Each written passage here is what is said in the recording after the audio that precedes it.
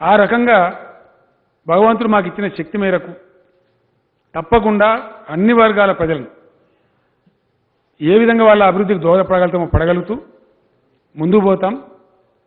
సరిగా వారు బట్టి గారికి నేను మొన్న కూడా చెప్పిన, ఇక్కడ కాకుండా ఇక్కడ మీ ప్రేమకు మేము నోసుకుంటలేమని.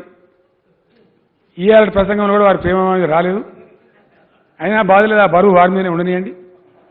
తప్పకుండా భవిష్యత్తులో వారికి మన మీద ప్రేమ కలుగుతాం అనుకుంటా ఉన్నాం.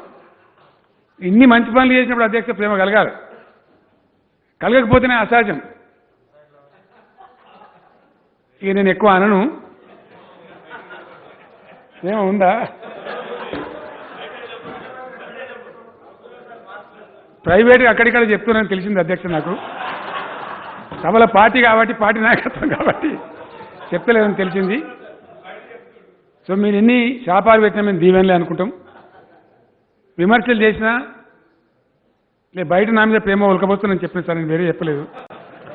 ప్రేమ అక్కడక్కడ బయట చెప్తున్నారు కానీ సభలో చెప్తలేరని చెప్పిన, నేను వేరే చెప్పలేదు. ఆ రకంగా చేస్తాం.